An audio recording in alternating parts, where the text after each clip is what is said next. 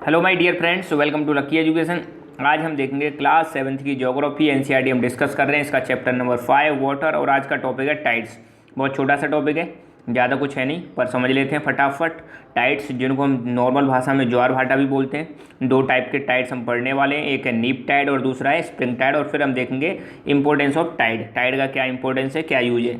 Tide generally ध्यान देना, ये जो आते हैं सन एंड मून, इनका ग्रेविटेशनल पुल लगता है, ग्रेविटेशनल फोर्स लगता है किस पर, अर्थ पर। तो उस ग्रेविटेशनल फोर्स की वजह से क्या आते हैं, टाइड्स आते हैं। ठीक है, टाइड्स के दौरान क्या होता है, पानी एक बार यहाँ पे देखो, टाइड्स के दौरान क्या होता है, एक बार तो पानी बढ़ जाता है ओशन वाले लेवल, जो मतलब किनारा होता है समुद्र का किनारा, जिसको शोर भी बोल देते हैं। तो शोर पर पानी बढ़ जाएगा, हाई टाइड जब आएगा, और लो टाइड आएगा तो पानी रिसीड कर जाएगा, वापस चला जाएगा। एक पिक्चर और मैं दिखाता हूँ आपको, यहाँ पे देखो, ये बहुत अच्छा पिक है। ये डायग्राम है नीप टाइड का, और ये डायग्राम है आपका स्प्रिंग टाइड का। तो स्प्रिंग टाइड के दौरान देखो पानी ऊपर की तरफ आ जाता है, हाईएस्ट लेवल पर होता है शोर पर, और यहाँ पर पानी क्या कर जाता है, रिसीड कर जाता है। तो ये केस किसका है, ये टाइड का है। तो टाइड के केस में पानी बढ़ रहा है और पानी घट रहा है, कहाँ पर, कोस्टल वाले रीजन में या शोर लाइन वाले रीजन में। ठीक है, टाइड आ किस रहे हैं, किसकी वजह से, सन एंड मून के ग्रेविटेशनल फोर्स की वजह से।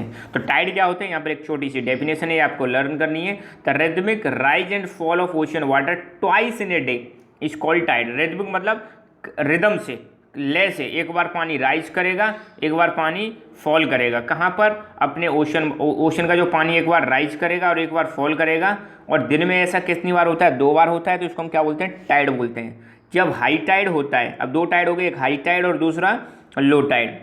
जब हाई टाइड होता है तो पानी जो होता है ज़्यादातर शोर को कवर करता है। शोर मतलब वो समुद्र के किनारे को ज़्यादातर क्या करेगा, कवर करेगा, और इसका लेवल क्या हो जाता है, बढ़ जाता है। सिंपल सी बात है, जब समुद्र के किनारे पर पानी बढ़ जाएगा तो वो ज़्यादातर किनारे को क्या कर लेगा, कवर कर लेगा। लो टाइड के केस में वाटर क्या होता है, फॉल होता है, नीचे चला जाता है, और लोएस्ट लेवल पर होता है वहाँ पर पानी। ठीक है, और इस जब मतलब लो टाइड होता है तो पानी क्या होता है, शोर से रिसीड करता है, वापस नीचे की तरफ जाने लगता है। ये चीज़ आप ध्यान रखनी है। यहाँ पे जैसे ये हाई टाइड के केस में पानी बढ़ गया, लो टाइड के केस में पानी वापस चला गया। तो ये एक तरह से इनमें भी हेल्प करता है। यहाँ पर जो अपनी नाव होती हैं, शिप्स होती हैं, कई सारे पोर्ट इंडिया में ऐसे टाइडल पोर्ट हैं। जैसे अपना एक एग्जांपल दूं मैं आपको, कांडला पोर्ट टाइडल पोर्ट है। तो हाई टाइड होते हैं तो वो नावों को यहाँ पर लाने में हेल्प करता है। ठीक है, और जो लो टाइड होते हैं तो यहाँ पर नाव यहीं की ही रह जाती है। तो इंतजार करते हैं कब हाई टाइड आए, हाई टाइड के दौरान यहाँ पे आ जाती हैं, और फिर वापस उसी के साथ जब पानी रिसीड करता है तो चले जाते हैं। तो कई सारे पोर्ट जो हैं, पोर्ट मतलब पानी के बड़े बड़े जहाज जहाँ से आते जाते हैं,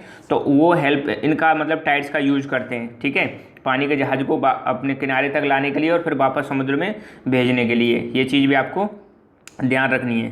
टाइड का मेन जो रीजन है, मैंने बताया था, एक स्ट्रॉन्ग ग्रेविटेशनल पुल किस किस के बीच में, सन एंड मून के बीच में। कहाँ पर लगता है, सॉरी, सन मून का ग्रेविटेशनल पुल लगता है अर्थ की सरफेस पर, जिसकी वजह से क्या आते हैं, टाइड्स आते हैं। The strong gravitational force exerted by sun and moon on the earth surface causes tide. पृथ्वी की सरफेस पर जो लगने वाला स्ट्रॉन्ग ग्रेविटेशनल पुल है, फोर्स है, उसकी वजह से क्या होते हैं, टाइड्स आते हैं। ध्यान देना किस किस के बीच में लग रहा है, एक तरफ है अपनी अर्थ की सरफेस और एक तरफ है मून और सन।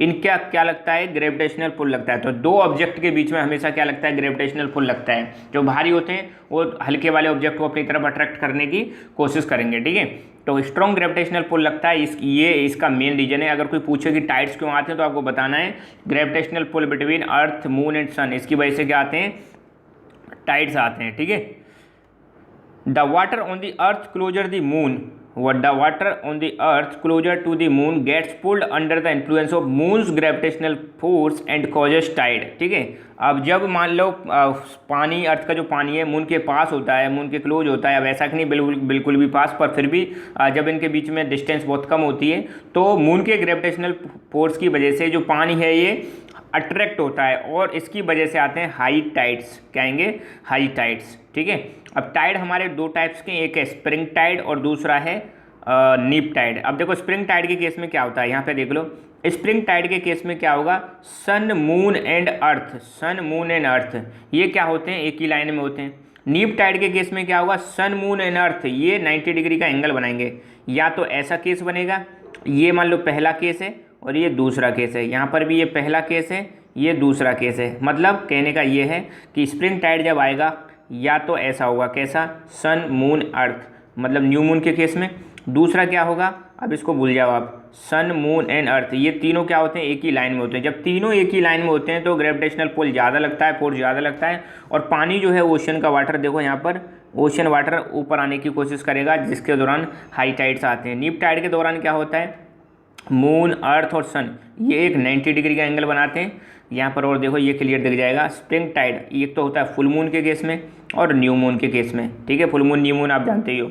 तो यहाँ पर जब तीनों एक ही लाइन में आ जाएं, तीनों एक ही सीधे में आ जाते हैं, तब आते हैं स्प्रिंग टाइड। और जब sun, moon and earth, sun, moon and earth, यहाँ पर ये मून हो गया, ये अर्थ हो गई और ये सन हो गया, जब ये 90 डिग्री का एंगल बनाए तब आता है आपका नीप टाइड, ठीक है। फुल जो स्प्रिंग टाइड है वो फुल मून और न्यू मून के केस में आता है। और नीप टाइड कब आता है, जब मून हमारा फर्स्ट क्वार्टर और लास्ट क्वार्टर में हो, ठीक है। तो 4 क्वार्टर होते हैं, फर्स्ट, सेकंड, थर्ड, फोर्थ। तो फर्स्ट क्वार्टर और फोर्थ क्वार्टर में मून हो तब तो आते हैं नीप टाइड। और जब मून फुल मून कंडीशन में, न्यू मून कंडीशन में हो तब आते हैं स्प्रिंग टाइड। ये चीज़ भी आपको और ध्यान रखनी है, ठीक है। तो spring tide during full moon and new moon days, ठीक है। फुल मून, न्यू मून आपने देखा था, फुल मून और न्यू मून का डेज होते हैं, तब sun and moon and earth are in same line and tides are highest, ठीक है। जब ये तीनों एक ही लाइन में होते हैं फुल मून और न्यू मून के टाइम पर, तब जो टाइड्स होते हैं वो क्या होते हैं, बहुत ही ज़्यादा हाईएस्ट होते हैं, ठीक है। और ऐसे टाइड्स को हम क्या बोलते हैं, स्प्रिंग टाइड्स बोलते हैं। बस इतना सा ध्यान रखना कि स्प्रिंग टाइड के केस में होता क्या है, ये चीज़ पूछी जा सकती है, तो आपको बताना है। स्प्रिंग टाइड एक तो कब होता है, फुल मून और न्यू मून के टाइम पर होता है। इस समय सन, मून एंड अर्थ एक ही लाइन में आ जाते हैं और इस समय जो टाइड होते हैं वो हाईएस्ट होते हैं, जिनको हम क्या बोलते हैं, स्प्रिंग टाइड बोलते हैं, ठीक है। हाई टाइड, लो टाइड यहाँ पे देख लो। स्प्रिंग टाइड के केस में क्या होगा, पानी ओशन के जो शोर है, किनारा है, वहाँ पर आने की कोशिश करेगा, बढ़ जाएगा, उसको कवर कर लेगा। लो टाइड के केस में पानी वापस चला जाता है, ठीक है।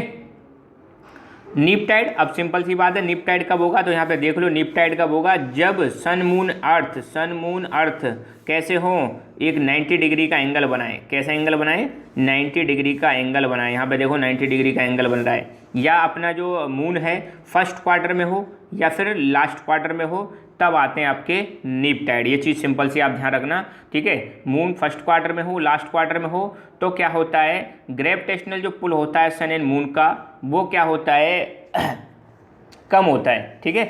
कम होने की वजह से लो टाइड आते हैं, ठीक है। यहाँ पर क्या लिख रहा है, देखो मैं पढ़ देता हूँ।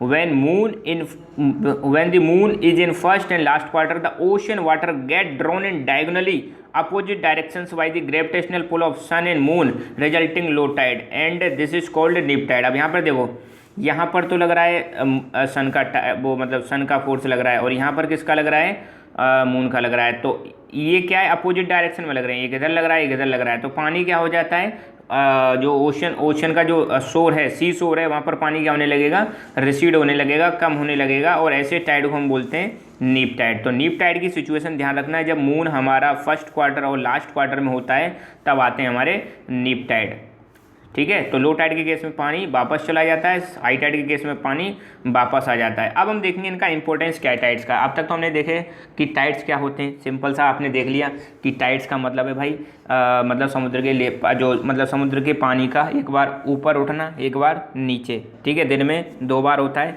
किसकी वजह से होता है, सन और मून का ग्रेविटेशनल फोर्स लगता है किस पर, अर्थ पर, ठीक है।